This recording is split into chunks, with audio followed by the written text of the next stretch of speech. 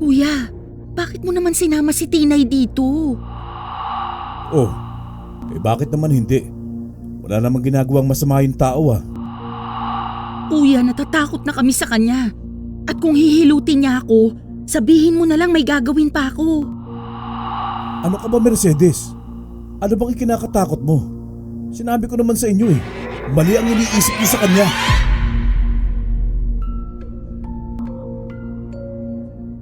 Ako si Turo, isang simpleng binata noon. Mula sa isang maliit na baryo sa Cotabato. Hindi ako sikat, hindi mayaman, at higit sa lahat ay hindi ako kailanman nagkaroon ng kasintahan. Buong buhay ko ay nakatuon lamang sa pagtulong sa aking pamilya sa bukid. Mula sa pagsikat ng araw hanggang sa paglubog nito ay kumakayod na ako. Nagtatanim ng palay, nag-aararo ng bukirin at nag-aalaga ng aming kalabaw. Ang araw-araw kong pamumuhay ay paulit-ulit, ngunit payapa.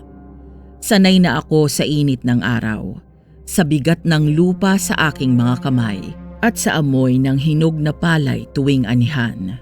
Ang tanging yaman namin ay ang bunga ng aming pagsisikap at ang tanging ligaya ko ay ang simpleng hapunan kasama ang aking pamilya.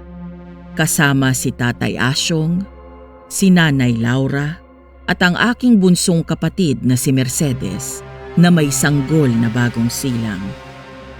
Ang kwentong ibabahagi ko sa inyo ay isang karanasan na naganap sa buhay ko taong 1994 ng Disyembre, buwan na ipinanganak ni Mercedes, ang pinakamagandang biyaya sa amin ng Diyos.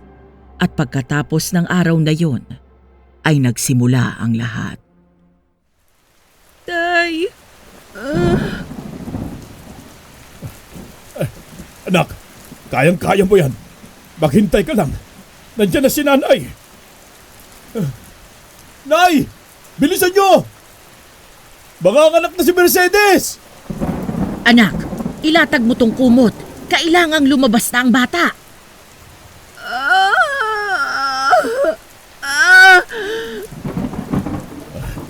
Bakit ang tagal? Hindi na ba kaya ni Mercedes? Ano bang gagawin natin? Hindi tayong pwedeng huminto ngayon. Turo, hawakan mo si Mercedes. Kapit lang anak. Ilabas mo na ang bata. Hindi ko na kaya, Nay.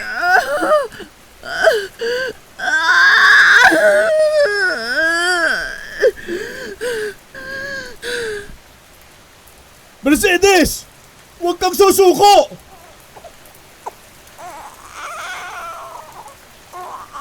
Ay, salamat sa Diyos. Anak, buhay ka. Buhay siya. Mercedes, nakaraos ka na din. Anak, salamat sa Diyos at ligtas ka. Nay, buhay ba siya? Oo, anak. Buhay na buhay siya. Isang napakagandang sanggol na babae. Isang babae. Isang bagong biyaya sa ating pamilya. Salamat, Nay. Salamat, Nay. Siguradong matutuwa si Lando pag uwi niya. Sigurado yun, anak. Napakaliit niya. Pero ang lakas ng iyak. Palaban siya, Turo. Kagaya mo. Ikaw nang magbigay ng pangalan, anak. Leticia. Maganda, matapang, tulad ng ating pamilya. Simula ngayon, ang pangalan mo ay Leticia. Pagkalipas ng ilang minuto, ay nilinisan na ni Nanay si Mercedes at ang sanggol niya ay pinangalanan kong Leticia. Pagkalinis ni Nanay ay nakatulog na rin si Mercedes, dala ng labis na pagod. Saka naman kami nagtungo sa kusina upang maghanda ng hapunan.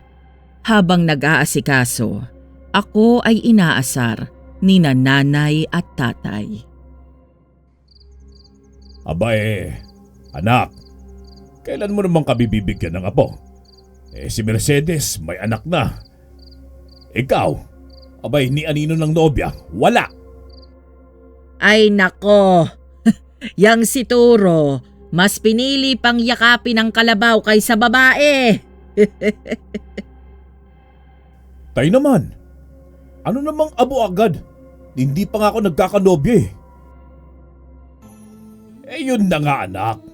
Kailan ka ba mag-aasawa? Gusto mo bang tumanda ng binata? Kung ipakilala kaya kita sa anak ni Kumare, yung si Inday, maganda yun, mabait at marunong magluto. Nay, wag po. Ayan, may tinatanggihan. Ibig sabihin, may gusto ng iba. Hindi po. Wala lang talaga akong gusto kay Inday. Ano bang mali sa kanya? Maganda si Inday, disente, tahimik. Yun nga po eh. Masyado siyang tahimik. Parang ang lungkot kasama. Parang lagi akong papapakin ng lamok sa tabi niya. Kasi hindi nagagalaw ang hangin. Anak, kung ganyan ka ng ganyan, tatanda kang binata. Nako, ewan ko ba sa'yo, Turo? Pinipili mong magbilad sa init ng araw kaysa magpakilala sa mga dalaga. Siya. Kung hindi mo gusto si Inday, sino naman ang gusto mo? Wala po. Wala pa po. Abay, matanda na ako. Gusto ko pang makahawak ng isa pang apo bago ako bawian ng buhay. Ano ka ba? Matagal pa yun. Abay, ewan ko ba dito sa anak mo? Parang mas gusto pang makipag-usap sa mga palay kaysa sa babae. Tay, kung ipinanganak po akong palay, baka may kasintahan na ako ngayon. Tao po! Tay! Naya ko ito! Ay, si Lando, nandito na ang manugang ko. Nay, Tay, magandang gabi po. Naku, pasensya na't inabot ako ng gabi. Ang haba ng pila sa pagbili ng bigas eh. Eto, may dala akong tinapay at prutas para kay Mercedes. Abay, napakabuting asawa talaga eh. Sige, pasok ka iho. Nako, tamang-tama ang dating mo. Lando, nakapanganak na si Mercedes. Anong? Totoo po? Bakit parang hindi ka makapaniwala? Totoo nga, may anak ka na pare. Diyos ko, salamat! Halika na, iho. Tingnan mo ang anak mo. Anak? Nay, Tay, may pangalan na po ba ang anak namin? Aba, syempre. Si Turo na mismong nagbigay ng pangalan. Ha? Si Toro? Ano naman kuya pinangalan mo sa anak ko? Leticia. Leticia? Ang ganda. Bagay sa kanya. Maraming salamat Kuya Turo. Aba, mabuti pa itong anak mo. May pangalan na. Itong si Turo, ni nobya wala pa. Oo nga Kuya Turo. Kailan mo ba kami bibigyan ng inaanak? Baka maunahan ka pa ng anak ko paglaki niya sa pag-aasawa. Ay nako. Bukas na bukas din. Maghanap na ako ng mapapangasawa. Ay nako, kung ganyan lang kasimple yan, kanina pa kita hinanap ng nobya. Ay nako, bahala ka Turo. Basta gusto ko, bago ako maging abo, ay may makita akong apo galing sa'yo. Ay. Dahil sa mga pangaasar ni nanay, tatay at bayaw sa akin, ay napapaisip tuloy ako. Sa edad kong 32 ay wala pa akong nagiging nobya. At kailanman ay hindi ako nagkagusto sa kahit na sinong babae. Iniisip ko pa lang na manligaw ng babae ay tila tinatamad ang katawang lupa, pati diwa ko na gawin ang mga bagay na kailangan kong gawin o baguhin para sa babaeng kung sakali ay magugustuhan ko. Hindi ako sanay sa pagbabago. Hindi ko rin inaasahang may darating sa aking buhay na magpapabago ng lahat. Hanggang sa dumating si Tinay. Ay, pasensya na. Hindi ko sinasadya. Ayos lang. Naku, pasensya ka na talaga ha. Hindi kita nakita eh. Ang dami kasing tao. Wala yon. Ingat ka na lang sa susunod. Ano tong mga halaman mo? Ngayon lang ako nakakita ng ganito ha. Mga gamot. Gamit sa panggagamot? Kung ano-ano lang. Ako nga pala si Tinay. Ha? Ako si Turo. Sa hindi maipaliwanag na dahilan, ay mabilis kong tinanggap ang kamay na inilahad ni Tinay sa akin. Sa pagtagpo ng aming mga mata, ay nabighani ako sa kanyang angking kagandahan. Parang isang diwata ang nasa harapan ko ngayon. Isang Diyosa. Ngayon lang kita nakita rito ha. Taga saan ka ba, Tinay? Sa malayong lugar pa. Bago lang ako rito sa bayan. Kaya pala. Anong sadya mo rito? May kamag-anak ka ba? Wala. Napadpad lang ako rito para maghanap ng bagong tirahan. Ganun ba? Aba, mahirap yung mag-isa sa bagong lugar ah. Wala ka bang kasama? Wala. Pero ayos lang naman ako. Sanay akong mag-isa. Anong ginagawa mo sa buhay? Maliban sa pangongolekta ng kung ano-anong halaman. Mahilig lang talaga ako sa halaman. Alam mo bang marami sa mga to may iba't ibang gamit? May panggamot, may pampaswerte, at saka nagagamit ko ang mga tanim kong halaman sa paghihilot. Naghihilot ka? Oo, ng mga kapapanganak pa lang. Naku, tamang-tama pala at nagkakilala tayo. Bagong panganak kasi yung kapatid ko eh. Pwedeng ikaw na lang maghilot sa kanya? Talaga ba? Sige, sabihin mo lang kung kailan. Sa bawat tingin ko kay Tinay ay hindi ko mapigilan ang sarili ko na mapatitig. Sobrang ganda niya at mas gusto ko pa siyang makilala. Kaya sa paghihilot sa kapatid ko ay ako ang nag-anyaya sa kanya. Marahil ay para makita ko siyang muli. Nang sumunod na araw, inanyayahan ko rin si Tinay na magtungo sa aming barong-barong upang mahilot niya si Mercedes. Nay, Tay, darating na raw mamaya yung maghihilot kay Mercedes. Sabi ko, dito na lang sa bahay para hindi na siya mahirapang bumangon. Ay mabuti naman! Saan mo nakuha yung hilot na yan? Sa palengke. May nakilala akong... Aba kuya, parang ang aga mo yatang naligo ngayon ah. Hindi ka naman ganyan dati. Abay, oo nga. Kanina pa nga ako nagtataka eh. Aba, ang bango-bango pa. May espesyal na bisita ba? Ano ba kayo? Wala yun. Natural lang naman maligo, di ba? Naku nay, tay, bisting-biste, hindi mapakali. Nag-aayos pa ng buhok tapos nagpalit pa ng bagong kamiseta. Aba, hindi kaya ang manghihilot lang ang dahilan? Sus iho, wag mo na kaming bulahin. Ano bang pangalan ng hilot na yan? Ano ba? Ang kulit nyo ah. Tinay pangalan niya, yun lang.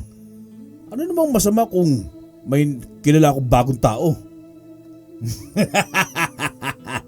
Anak, wala namang masama.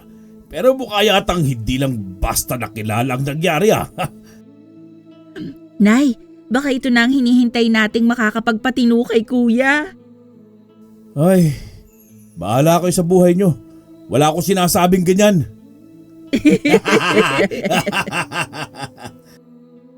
Tao po. Tao po. Eto na ata ang hinihintay na bisita ni Turo. Magandang hapon po. Pasensya na po at natagalan ako sa pagdating. Ay naku iha, walang anuman. Mabuti nga at dumating ka na. Halika, pasok ka. Ano ka ba? Huwag ka nang mahiya. Aba kuya, Hindi mo naman sinabing ganyan kaganda ang hilot na tatawagin mo. Kaya naman pala kanina ka pa balisa. Ano ba kayo? Ano bang pinagsasabi nyo? Siya pala. Siya sa Tinay. Tinay, si nanay, tatay, at bunso kong kapatid, si Mercedes. Siya yung bagong panganak na hihilutin mo.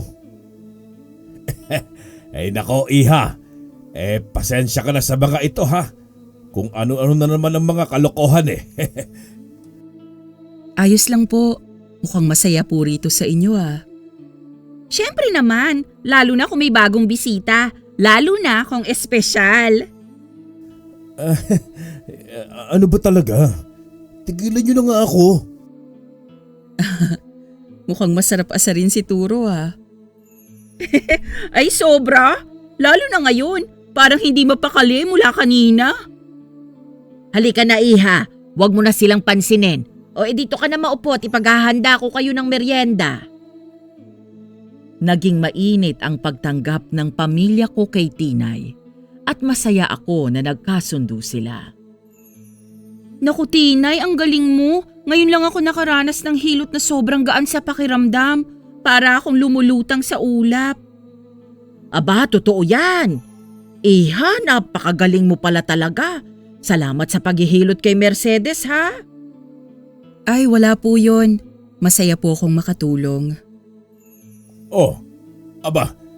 Bakit kaya biglang umiyak ng ganyan si Leticia? Naku, baka gutom na. O baka naman masama ang pakiramdam. Shhh! Apo, ano kaya ang problema nito? Hindi naman siya ganito kanina, Nay ha. Pwede ko po ba siyang kargahin? O sige Tinay, baka sakaling mapatahan mo siya. Aba iha, ang galing mo namang magpatahan. Ala, may antig-antig ka ba, Tinay? Naku Tinay, ikaw na yata ang paboritong tagahele ng anak ko Paano mo nagawa yun? Siguro nagustuhan lang niya yung buhat ko kanina. Ihihiga ko na siya sa higaan niyo. Maraming salamat po sa pagtanggap niyo sa akin. Pero kailangan ko na pong umuwi. Ay iha, bakit hindi ka muna kumain bago umalis? Nagpakulo ako ng sabaw, tamang-tama sa malamig na panahon. Salamat po pero busog pa po ako. Saka kailangan ko na talagang umalis. Sayang naman Tinay, pero sige, ingat ka ha. Baka pwedeng bumalik ka ulit dito. Ay, oo nga naman. Huwag kang mahihiyang bumalik, iha. Salamat po. Titignan ko na lang kung kailan ako makakadalaw ulit. Samahan na kita sa labas, Tinay. Salamat pero hindi na kailangan. Sige na, ihahatid na kita.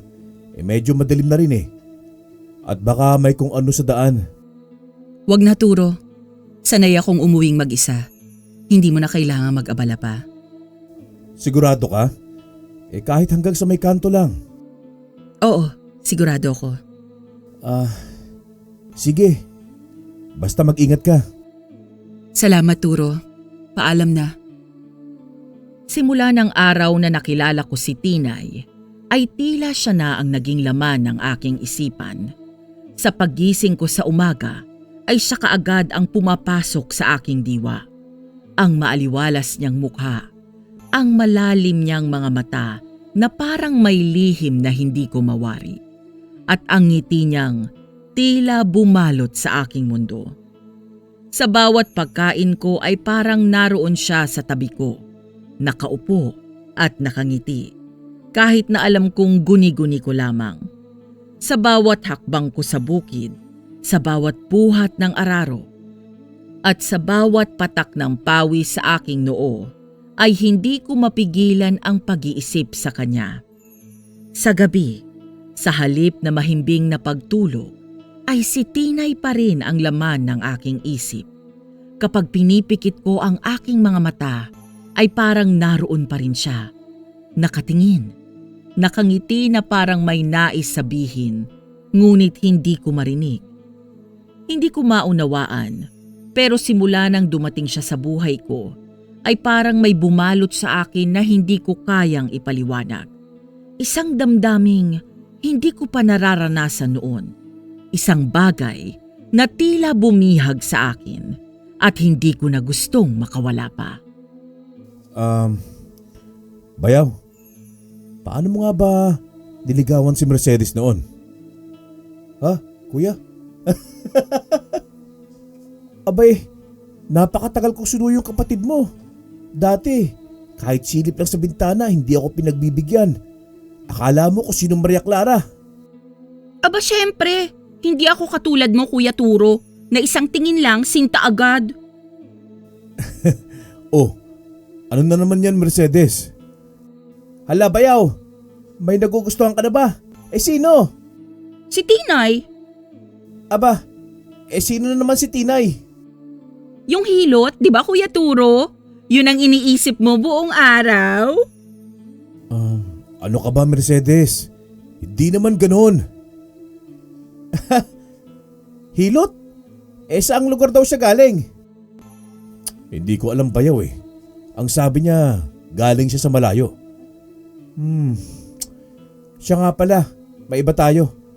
Alam niyo ba yung balita sa kabilang baryo? Ano yun? May mga nawawalang bata raw eh. Edad 5 pababa. Kahit sanggol, bigla na lang naglalaho. Wala man lang bakas kung saan dinala. Parang hinihigop ng hangin. Hala, kailan pa yan? Hindi pa matagal. Mga 1 linggo pa lang. May nagsasabing baka dinukot. Pero wala namang nakikitang bakas ng mga dumukot eh. Hindi raw maririnig ang iyak. Basta na lang nawawala. Diyos ko, paano kung mangyari yan dito? Lando, hindi natin dapat pabayaan si Leticia ha? Huwag kang mag-alala. Iingatan natin siya. Hindi ko hayaang may mangyari masama sa anak natin. Pero paano kung isang araw, magising na lang tayo at wala na siya? Hindi ko kakayanin. Hindi yun mangyayari. Ingatan mo si Leticia Mercedes. Huwag mo siyang iiwan kahit saglit. Lalo na kapag kagabi. Bakit mo nasabi yan? May kutob ka ba? Wala pa naman. Pero mas mabuti na nag-iingat tayo. Hindi natin alam kung anong nangyayari sa paligid eh. Oo, tama si Kuya Turo. Sa ngayon, huwag nating hayaang mapalayo si Leticia kahit kanino. Panginoon, ilayo mo po kami sa kapahamakan. Turo! Ay, narito na yung dalagang iniirog mo. Tay naman, sino naman po? Sino pa? Di si Tinay. Naroon siya sa labas, hinahanap ka. Aba, mukhang may dumadalaw na agad sa'yo kuya. Oo nga Bayaw, baka naman nililigawan ka na niyan si Tinay. Ano ba kayo? Baka may kailangan lang siya. Ano pa nga ba? O sige na, lumabas ka na at wag mo nang paghintayin ang dalaga. Tingnan natin kung paano magpapakitang gilas si kuya ngayon. Oh, eto na pala eh. Hindi mo na kailangang lumabas Turo. Tinay, anong kailangan mo? Pasensya na kung bigla akong dumating. Kailangan kasi ulit mahilot si Mercedes. Baka may naiwan pang lamig sa katawan niya. Aba, buti na lang dumating ka. Ang sarap talaga ng hilot mo, Tinay. Pakiramdam ko ang gaan-gaan ko matapos mong hilutin. Oo nga pala Tinay. Ito si Lando, asawa ni Mercedes. Ikaw pala si Tinay. Buti naman at may nag-aalaga kay Mercedes ng hilot habang hindi ko siya nababantayan. Masaya akong makatulong, lalo na kay Mercedes at sa inyong pamilya. At lalo na kay Kuya Turo. Uy, ano ka ba Mercedes? Wala namang ganyanan. Bakit? Anong meron? Wala naman. Baka gusto mong marinig mula kay kuya mismo. Ha? Ano na naman yung Mercedes? Wala naman ako sinasabi hindi mo nga sinasabi Bayaw eh. Pero kitang-kita naman. Talaga? Ano bang sinasabi ni Turo? Na may gusto siya sa'yo. Hoy, Mercedes! Huwag kang basta-basta nagbibiro ng ganyan ha. Ganun ba, Turo? Totoo? Tinay, Huwag mo silang pansinin ha. Naku Tinay, palagi namin pinag-uusapan ng tungkol sa'yo. Lagi kang nasa isip niyan. Kaya nga kanina pa yan hindi mapakali. Akala niya hindi namin napapansin. Ay, ano ba kayo? Tigilan nyo na yan. Ano naman ngayon kung may gusto ka sa akin, Turo? Wala namang problema dun. Ha? Aba kuya, jackpot ka yata. Mukhang may pag-asa ka, bayaw! Wala naman akong nobyo, kaya ayos lang kung humahanga ka sa akin, Turo. Ha? Oy, nauutal si kuya.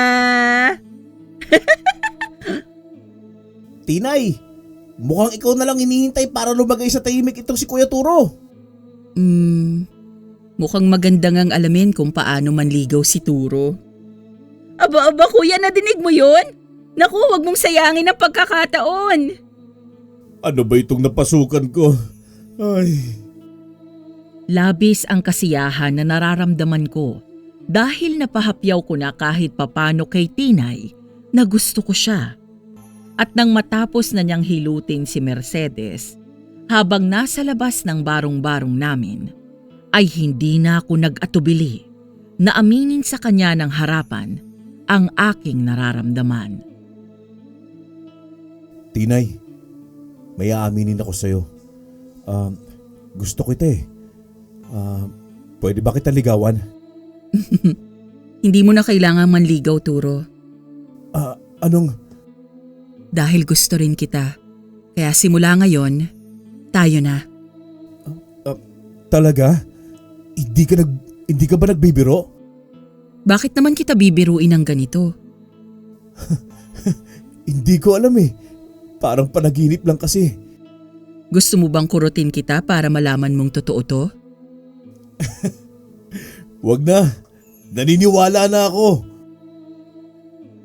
Yun na siguro ang pinakamasayang pangyayari sa buhay ko ng mga panahon na yon. Walang makakapagsabi kung gaano ako kasaya na sinagot ako agad ni Tinay. Sobrang sarap sa pakiramdam na pareho lang naming gusto ang isa't isa. Pero wala akong kamalay-malay na ang taong ginugusto ko at minamahal ko ay merong isang malagim na lihim. Hindi nagtagal ay kumalat sa aming nayon na kasintahan ko na si Tinay. Oy, Turo! Balita ko, may kasintahan ka na daw. Kilala mo ba talaga ng husto yung babaeng yon? Si Tinay po. Oho, Mang Abner. Bakit yun po na itanong? Hindi mo ba napapansin? Bigla na lang siyang sumulpot dito sa bayan natin. Walang nakakakilala kung taga saan siya. Walang pamilya, walang kahit anong kwento tungkol sa pinanggalingan niya. Pero Mang Abner, hindi naman porket bagong salte masama na agad ang tingin natin, di ba? Mabait si Tinay at wala naman siyang ginagawang masama. Hindi ito tungkol sa bait, Turo. Ang tanong ko, kilala mo ba talaga siya? Alam mo ba kung sino siya? Kung ano ang tunay niyang pakay dito? Mang Abner, ano po bang tinutumbok nyo? Turo, napansin mo ba? Simula lang dumating ang babaeng yon, sunod-sunod ang pagkawala ng mga bata sa bayan natin. Ano po bang ibig nyo sabihin, Mang Abner? Dinadamay nyo si Tinay sa mga nangyayari? Wala naman siyang kinalaman dun ah. At paano mo naman nasabi? Hindi mo alam kung saan siya nanggaling eh. Di wala kang alam tungkol sa buhay niya bago siya dumating dito. Hindi ka ba nagtataka? Hindi lahat ng bagong dating ay may masamang balak. Wala namang ginagawa si Tinay kundi tumulong ah. Siya pa nga naghilot kay Mercedes eh. Kung masama siya, bakit niya gagawin yun? Ay, minsan, ang pinakamagaling magpanggap ang siyang may madilim na lihim, Turo. Buksan mo ang mga mata mo bago mahuli ang lahat. Mang Abner, alam ko po kung anong nararamdaman ko para sa kanya. Hindi ko naman po siya basta inibig ng walang dahilan eh. Alam ko mabuting tao si Tinay. Sana nga, Turo. Sana nga tama ka. Pero mag-ingat ka, iho. Minsan ang pinakamagandang bagay ay may tinatagong panganib na hindi mo agad nakikita. Ay! Mga kasama! Tulog! Ano meron dyan? Gulo! Ay! Tay, anong nangyayari? Bakit nagkakagulo sila? May nawawala na namang bata, Turo. Bagong silang pa lang. Ano? Kaninong anak, Tay? Kay Simon at Marta. Kaninong madaling araw pa nila hinahanap pero wala. At alam mo ba kung sino raw ang huling nakita nila sa lugar nila bago nawala ang sanggol? Sino, Tay? Si Tinay. Dahil sa kagimbal-gimbal na nangyayari sa aming nayon, ay hindi ko maiwasang isipin ang sinabi ni Mang Abner. Ayokong pagdudahan si Tinay, pero paulit-ulit na bumabalik sa isip ko ang nangyari. Totoo kaya ang hinala? Siya nga ba ang may kinalaman sa pagkawala ng sanggol? Maging ang pamilya ko ay natakot sa balitang yon. Si nanay ay panay ang dasal at si tatay ay tahimik pero halata ang pag-aalala. Si Mercedes ay hindi bumibitaw kay Leticia habang si Lando ay laging may hawak na gulok. Kinakabahan ako. Baka hindi lang ito matapos sa isang bata. Paano kung si Leticia naman ang mawala? Toro, nakita daw si Tinay malapit sa bahay nung nawawalang sanggol. Hindi mo ba naiisip na baka may kinalaman siya dito? Ang dami nang nawawala, anak. At ngayon may nakakita pa sa kanya roon. Hindi na ito basta chismis lang. Kuya, natatakot ako. Paano kung si Leticia naman ang sunod? Palagi pa naman siyang pumupunta dito. Kaya nga dapat tayo mag-ingat. Hindi tayo pwede magbulag-bulagan dito. Sandali. Hindi ko alam kung bakit yung agad siyang pinaghihinalaan Si Tinay ang hilot sa nayon. Kaya natural lang na makita siya kung saan may bagong panganak. Pero hindi ibig sabihin na may kinalaman siya sa pagkawala ng bata. Pero Turo, hindi natin siya kilala. Galing siya sa kung saan at simula nang dumating siya rito, sunod-sunod na ang pagkawala ng mga bata. Anak, alam naming gusto mo siya. Pero hindi natin pwedeng ipagsawalang bahala ang mga nangyayari. Alam ko naman yun, Tay. Pero hindi ko matanggap na basta na lang natin siya huhusgahan. Wala pang patunay na siya nga ang may kasalanan. Pero kuya, paano kung totoo? Paano kung may tinatago nga si Tinay? Hindi ko alam. Pero ang alam ko, hindi siya ganun. Hindi siya masabang tao. Tumahimik ang lahat at ramdam ang tensyon sa pangyayari. Sa kabila ng takot ay pilit ko pa ring ipinaglalaban si Tinay. Pero sa kaibuturan ng puso ko ay hindi ko maiwasang mag-alala. Isang araw, nang magkasama kami sa ilog habang sabay na nanananghalian. Tinay, may tatanong lang sana ako. Pero ilang linggo na tayo magkasintahan. Ni minsan kasi hindi mo ko pinayagang ihatid ka. Bakit ba? Turo, hindi mo naman kasi ako kailangang ihatid. Malapit lang naman ang tinitirhan ko, ano ka ba? Kung malapit lang, di mas lalo kong dapat makapunta. Kasi magulo sa amin. Baka hindi mo magustuhan ng mga kapitbahay ko doon. Bakit naman? Wala namang kaso sa akin yun . Wala. Ang ibig kong sabihin, mahigpit lang talaga sila. Ayokong magkaroon ng problema. Tinay, kahit minsan lang. Gusto ko malaman kung saan ka umuuwi. Hindi na Turo, hayaan mo na lang. Ang mahalaga, magkasama tayo palagi, di ba? Pero hindi tama to. Ako, kilala mo ang pamilya ko, bahay namin at buhay ko. Pero ikaw, parang anino lang na biglang sumulpot at hindi ko man lang alam kung saan ka umuuwi tuwing gabi. Turo, mahalaga pa ba yan? Ay, Oo, Tinay, mahal kita. Kaya gusto kong makilala ka ng buo. Pero bakit para kasing maitinatago ka? hindi kita niloloko, Turo. Pero sige, mga isang araw, ihatid mo ko. Kung hindi ngayon, kailan? Malalaman mo rin. Sasabihan na lang kita, ha? Hindi ko na mabilang kung ilang beses ko nang inalok si Tinay na ihatid ko siya pauwi. Pero palagi siyang may dahilan para tumanggi. Minsan ay sinasabi niyang malapit lang at minsan na may hindi raw magugustuhan ng mga kasama niya na may ibang tao sa kanilang lugar. Hindi ko alam kung bakit, pero sa bawat pagtanggi niya ay lalong lumalaki ang aking pagdududa sa aking isipan. Nang mga sumunod na araw ay pinilit ko pa ring intindihin si Tinay. At kahit batid kong kontra na sa kanya ang aking pamilya, ay isinama ko pa rin siya sa amin. Kuya, bakit mo naman sinama si Tinay dito? Oh, bakit naman hindi? Wala namang ginagawang masama yung tao ah. Kuya, natatakot na kami sa kanya. At kung hihilutin niya ako, sabihin mo na lang may gagawin pa ako. Ano ka ba, Mercedes? Ano bang ikinakatakot mo? Sinabi ko naman sa inyo mali ang iniisip niyo sa kanya. Hindi mo kasi nararamdaman ng takot at pangamba na nararamdaman namin, kuya eh. Lalo na para kay Leticia. Naiintindihan ko, Mercedes. Pero sana, huwag mong husgahan si Tinay ng basta-basta. Kuya, ang nakikita mo lang kasi yung ganda niya. Pero paano kung may tinatago siyang hindi natin alam? Ay, Diyos ko, umiiyak si Leticia. tama na, Mercedes! Tinay? Bakit hawak mo ang anak ko? Akin na siya! Anong gagawin mo sa anak ko? Bakit mo siya hinahawakan? Mercedes, wala akong masamang intensyon. At bakit nga? Himbing na himbing siya sa pagtulog. Iniwan ka namin sa may labas. Paano ka nakapasok sa silid namin? Huwag kayong mag-away! Hindi, kuya! Ayoko na! Pinaubaya ko nga siya sa'yo pero bakit nasa silid ko siya? Bakit hawak niya ang anak ko nang wala akong pahintulot? Tinay, halika na. Ihatid na kita pa uwi. Hindi na, Turo. Kaya ko namang umuwing mag-isa. Tinay naman, kahit ngayon lang. Wag na, Turo. Sige na, mauna na ako.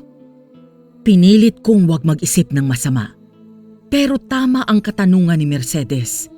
Anong ginagawa niya sa silid ng kapatid ko? Gayong naiwan namin siya sa labas ng bahay. Mahal ko si Tinay at naniniwala akong may rason siya.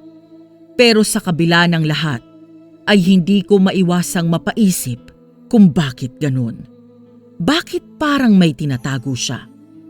At doon ko napagtanto na hindi ko na kayang manatili sa paghihintay ng sagot na siya mismo ay hindi kayang ibigay.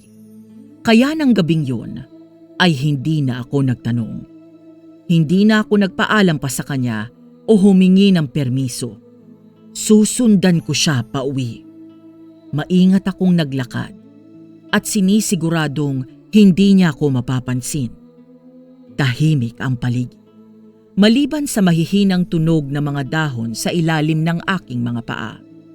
Palakas ng palakas ang kaba sa dibdib ko habang patuloy kong sinusundan si Tinay.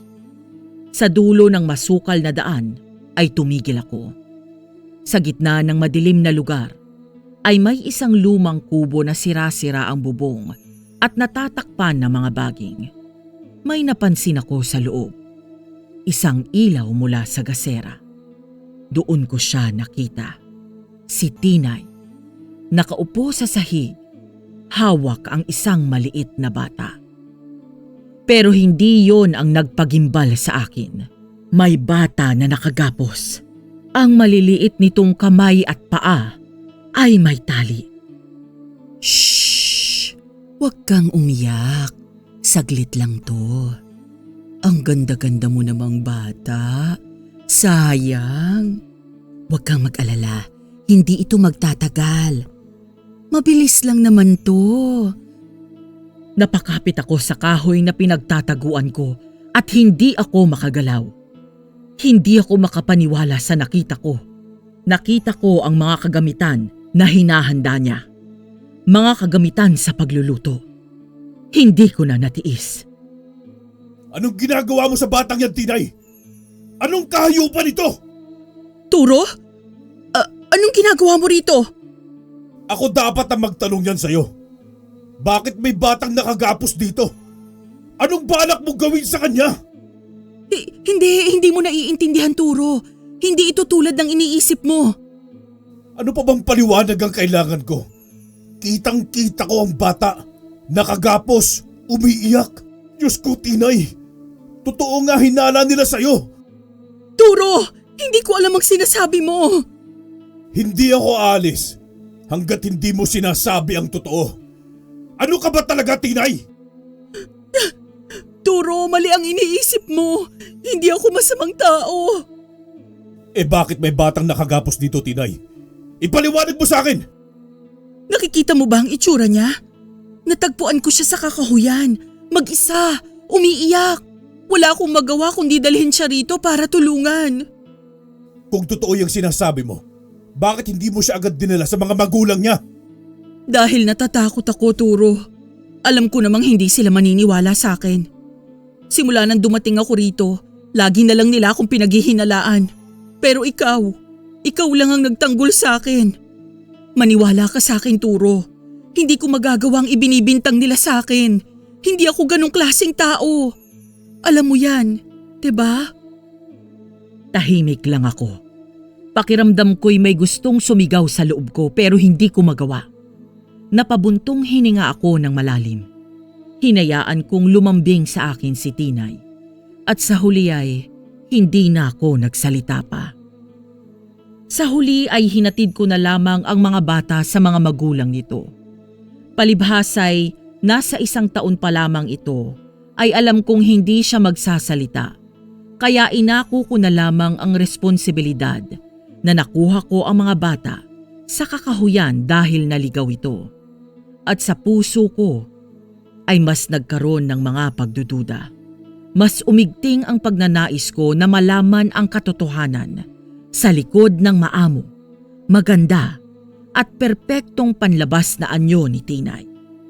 Isang gabi ay napagpasyahan kong palihim na puntahan ang kubo na alam kong tinitirhan niya. Pero bigo akong makita siya roon dahil ang kubo ay sira-sira na. At bukod pa dito, hindi na nagpapakita pa si Tinay. Pero isang dapit hapon ay natsyempohan ko siya na paliban ng ilog. Agad ko siyang sinundan at doon ko natuklasan ang lahat ng agam-agam sa aking isipan. Ang tagal ko rin itong inalagaan. Ngayon, oras na para silipin kung sapat na ang pagkakababad. Isa-isang inilabas ni Tinay ang malalaking garapon na punong-puno ng madidilim na likido. Napangiti siya habang minamasdan ang laman nito. Mas masarap kung mas matagal na babad. Mas mabisa. Mas malakas. Kawawa naman kayo. Pero hindi ito masasayang. Magagamit ko kayong lahat. Ang tagal kong hinintay ito.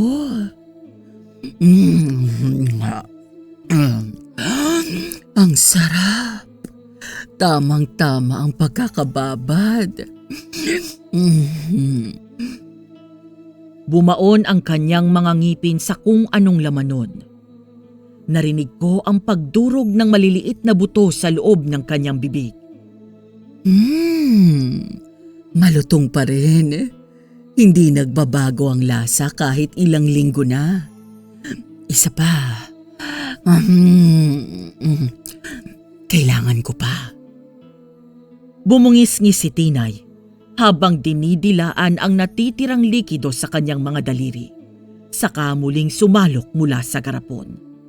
Saglit pang nag-ayos si Tinay sa loob ng kubo. Maingat niyang isinara ang garapon at ibinalik sa baul. Sinigurado niyang maayos ito bago tinakpan ng lumang kumot. Bago lumabas ay huminga muna siya ng malalim at tumingin-tingin sa paligid. Parang tinitiyak na walang nakakakita sa kanya. Dahan-dahan siyang naglakad palabas at tuluyang nawala sa dilim. Tahimik akong naghintay sa likod ng puno. Hindi gumagalaw at pigil ang paghinga.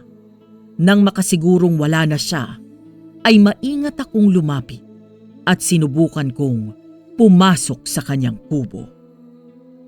Diyos ko, ano tong mga to? Bakit may mga buto? Hindi maaari. Mga buto ng bata to.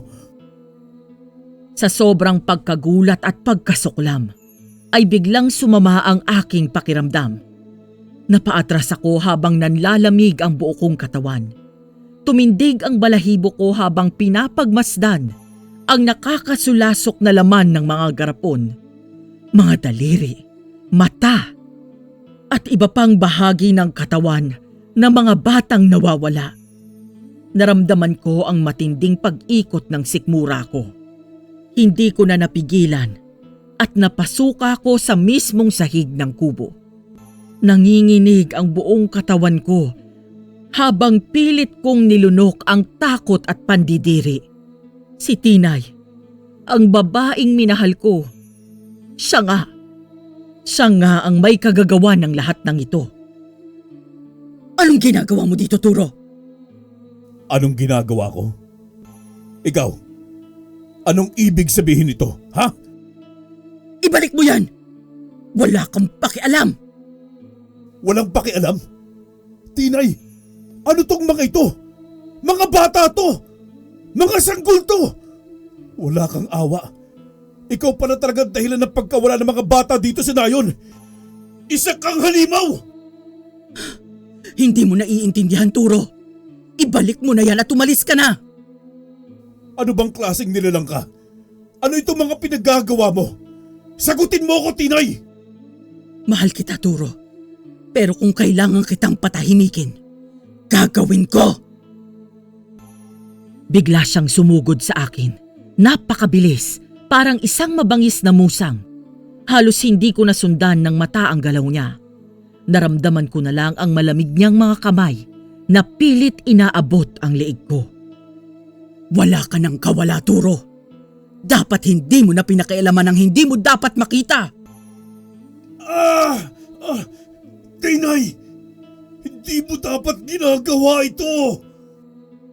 Bigla niyang inundayan ng matatalim na kuko ang leeg ko. Ramdam ko ang hapdi ng malalalim na kamot. At sa lakas ng tama ay tumilapon ako sa sahig. Napahawak ako sa leeg ko at ramdam ang mainit na dugong dumadaloy mula sa aking sugat. Nanginginig akong tumingin kay Tinay. Hindi ko na siya nakikita bilang isang magandang dalaga, kundi isang halimaw sa kabila ng maladyosa niyang anyo. Hindi ako pwedeng sumuko. Hindi ako pwedeng mamatay ngayon. Kailangan ko lumaban para sa pamilya ko, para sa pamangkin ko, at para sa lahat ng inosenteng bata na gusto mo pang saktan. Ang dami mo pang sinasabi. Mamamatay ka dahil sa pakikialam mo. Muli siyang sumugod mas mabilis at mas mabangis. Pero sa pagkakataong ito ay mas naging matalino ako. Mabilis kong dinampot ang matilos na bagay na napansin ko sa tabi ng baul. At ginamit ko yon bilang sandata laban kay Tinay. Napaatras siya ng masugatan ko. Isang matalim na sigaw ng sakit ang lumabas sa kanyang bibig. Hayop ka! Hindi ako ang hayop dito, Tinay. Ikaw! Napatingin ako sa sugatang braso ni Tinay. Unti-unting nangulubot. Tila isang tuyot na dahon na unti-unting natutuyo. Ang dating makinis niyang balat ay nagkaroon ng malalalim na guhit. At sa bawat saglit ay tila unti-unti siyang tumatanda. Maging ang boses niya.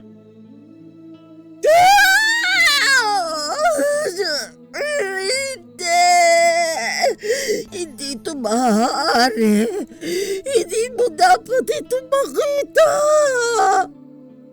Kaya pala hindi ka kailanman pumayag na may hatid ka pa uwi. Kaya pala simula nang dumating ka sa rayong ito ay palaging may nawawalang bata. Hindi mo naiintindihan. Kailangan ko ito para mabuhay.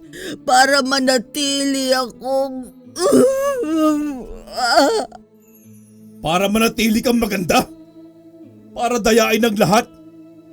Ilang bata nang pinatay mo para sa sarili mong kasakiman?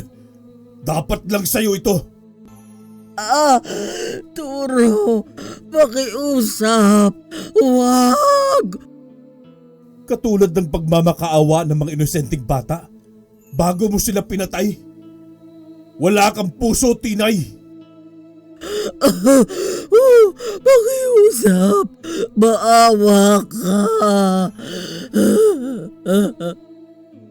Natigilan ako at napatitig sa kanya. Hindi ako makapaniwala sa nakikita ko. Ang dating maamong mukha ni Tinay ay nawala na.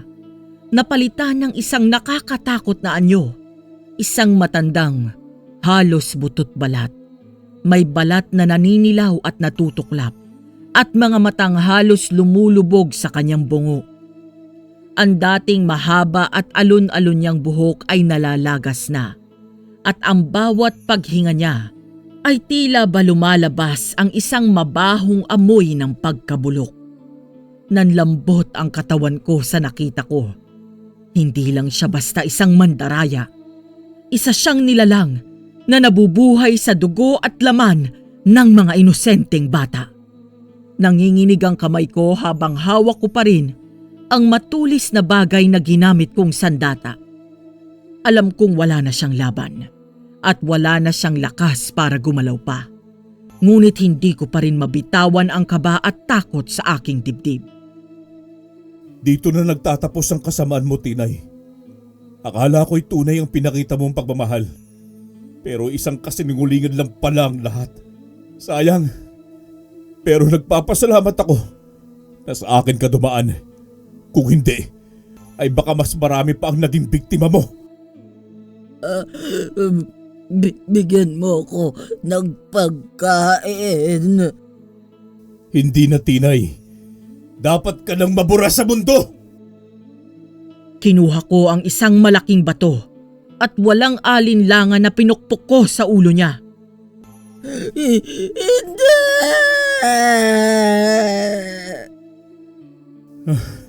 Tapos na. Ito ang kabayaran sa lahat ng kasamaan mong ginawa, Tinay. Yan ang dapat sa'yo kapalit ng mga buhay ng mga inosenteng bata na kinuha mo ang buhay.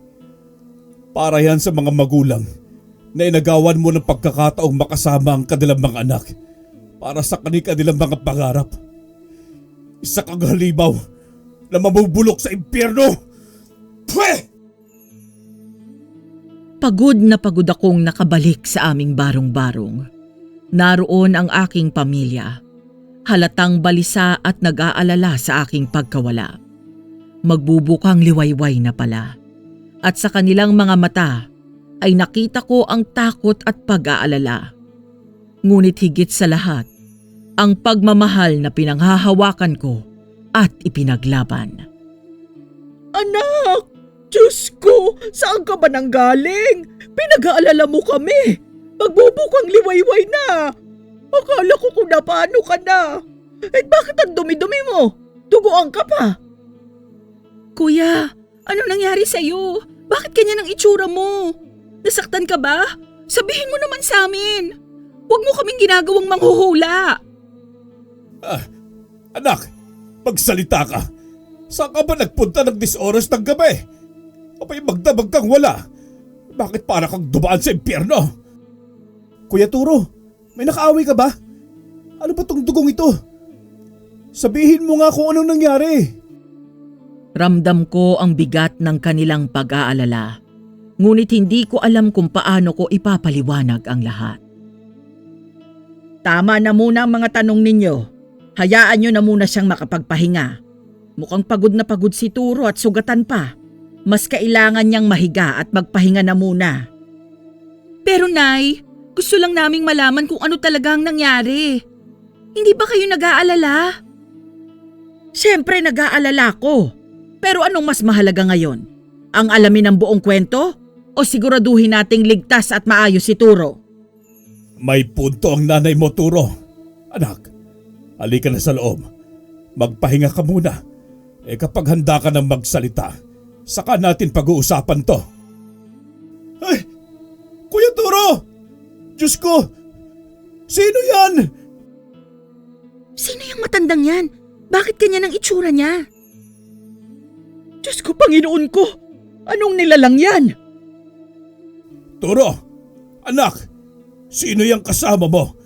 Bakit durog ang mukha niya? Turo, ibigay mo na sa akin ang pagkain ko. Kailangan ko sila. Diyos ko, ano ito? Hindi siya tao. Isa siyang halimaw. Kuya, anong nangyayari? Bakit siya nandito? At bakit kanya kilala? Turo, mahal mo ako, hindi ba? Bakit mo ako kayang tiisin? Ibigay mo na sila sa akin. Turo, anak! Huwag mong hayaang lumapit yan! Diyos ko, Panginoon ko, iligtas mo kami! Siya si Tinay. Ano? Hindi yan maaari. Bakit nagdilag si Tinay, hindi ba? Pero itong nasa harapan natin, isang matandang halos naagnas na. Paano nangyari yun? Hoy, anong sinasabi mo? Anak, paanong nangyari yan? Ipaliwanag mo nga ng maayos, Turo.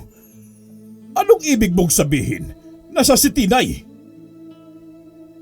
Nabiktima niya ako. Tayong lahat. Ang iniibig kong babae at ang inakala kong inosente. Isa palang halimaw. Ang pagkawala ng mga sanggol sa baryo, siya ang may kagagawan. Kinukuha niya sila at kinakain niya. Hindi siya tao. Isa siyang matandang gumagamit ng itim na mahika para manatiling bata. Diyos ko, imposible. Kaya pala hindi natin alam kung saan siya nakatira. Kaya pala wala tayong kaalam-alam tungkol sa pagkatao niya. Anak, paano mo nalaman ang lahat ng ito? Sinundan ko po siya pa uwi, Nay. Nakita ko mismo kung ano siya at kung anong ginagawa niya sa mga kawawang bata. Nang harapin ko siya, nasugatan ko siya at doon bumalik ang tunay niyang anyo. Turo, hindi mo dapat sinabi sa kanila. Mahal mo ko, hindi ba? Tumingin si Tinay kay Leticia na karga ni Mercedes. Akin ang batang yan. Kailangan ko siya. Hindi! Lumayo ka sa akin! Huwag kang lalapit, Tinay! Biglang sumugod si Tinay kay Mercedes. Nakanganga. Tila hayok na hayok. Pero bago pa siya makalapit, ay isang dakot ng asin ang tumama sa kanya.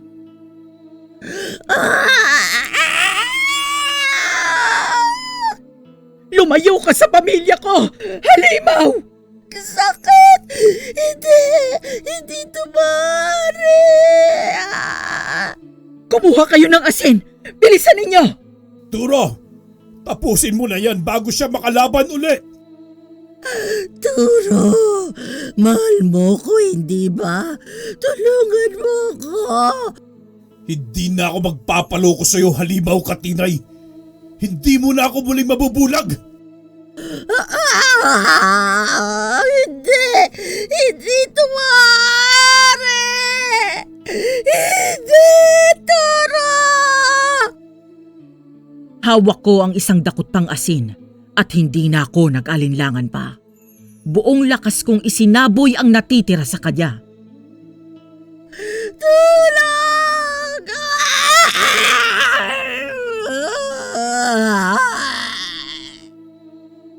Mas lalong lumakas ang kanyang sigaw at umalingaw-ngaw sa buong paligid. Nagsimula siyang mangisay.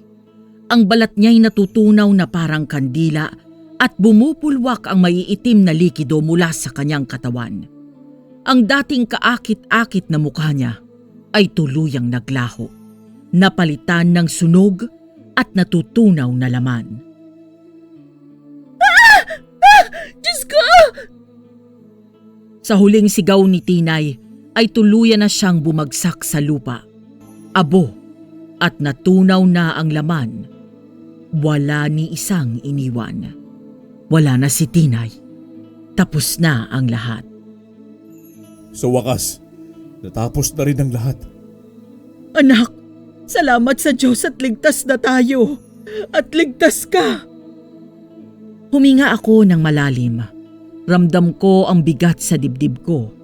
Pero sa kabila ng lahat, alam kong ito ang dapat mangyari.